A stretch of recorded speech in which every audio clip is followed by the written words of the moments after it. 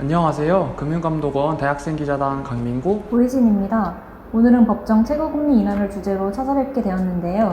법정 최고금리는 7월 7일부로 연 20%로 인하되었습니다. 법정 최고금리는 국민 경제 생활의 안정과 경제 정의의 실현을 골자로 하는 이자 제한법의 도입과 함께 설정된 이후 꾸준히 하락해왔습니다. 이번 금리 인하로 20% 초과금리를 내는 208만 명의 이자 부담이 매년 4,830억 원씩 경감될 것으로 예상되는데요. 이에 따라 대출 시 숙지하고 있어야 할 사항들에 대해 알려드리겠습니다. 우선 7월 7일 이전에 받은 기존 대출이 있으시다면 대안을 받을 수 있는지 확인해 보아야 합니다. 기본적으로 최고금리 인하는 기존 대출에 소급하여 적용되지 않으나 일부 금융회사는 인하 취지에 동참하여 기존 대출에 소급 적용하고 있어 현재 이용 중이신 금융회사에 꼭 문의하여 확인해 보시기 바랍니다. 그렇지 않다면 다른 금융회사나 정책 서민금융을 이용한 대안대출로 인하된 금리를 적용받으시길 바랍니다. 법정 최고금리는 연체 이자율, 중도상환 수수료 등을 모두 포함하여 연 20%로 산정합니다. 20% 초과 시 이자 제한법 위반으로 불법 행위입니다. 이 경우 대출 원금이 97만 원, 이자가 43만 원에 해당하고 상환 기간이 일주일이므로 연 이자율 2311%로 이자 제한법 위반입니다. 그런데 최고금리를 인하하게 되면 저신용자의 불법 사금융 이동 부작용에 대한 우려도 항상 뒤따라오는데요. 왜 이런 부작용이 발생할까요? 예를 들어 대부업체가 이전에는 24% 이자를 받고 있다가 최고금리 인하 이후에 연 20% 이자를 받게 되면 이자 비용을 통해 얻는 수익은 줄어들게 됩니다. 이렇게 줄어든 수익성에 대한 부담으로 돈을 갚을 가능성이 희박한 저신용자들에게 대출을 잘 해주지 않으려 하는데요. 결국 저신용자들은 제도권 내 대출이 힘들어져 불법 사금융으로 이동하는 풍선 효과가 나타납니다.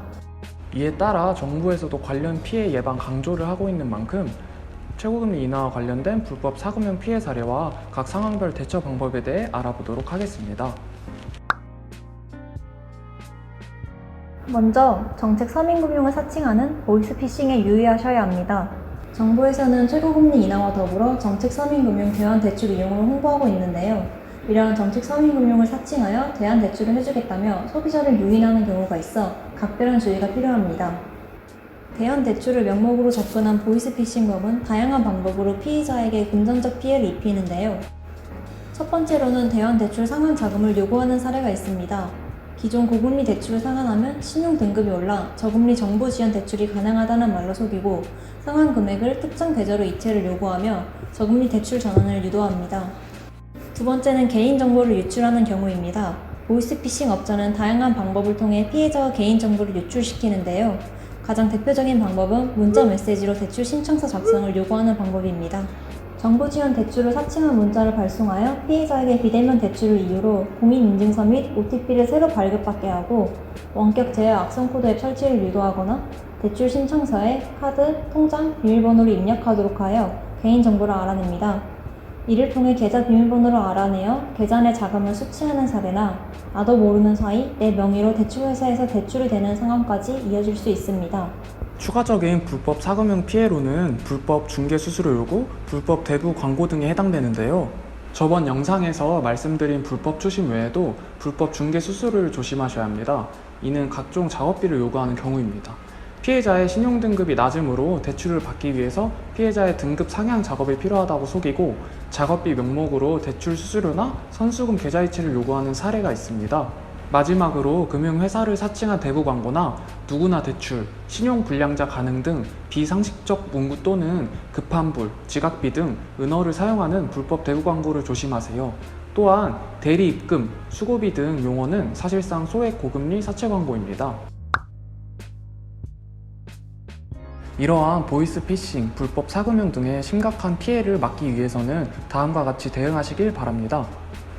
먼저 보이스피싱 등의 불법 사금융 피해 시 전화로는 국번 없이 1332의 3번을 통해 인터넷으로는 금감원 홈페이지 불법금융신고센터, 불법사금융 개인정보 불법 유통신고 또는 서민금융 1332의 불법금융대응내 제보신고를 통해 신고하시기 바랍니다.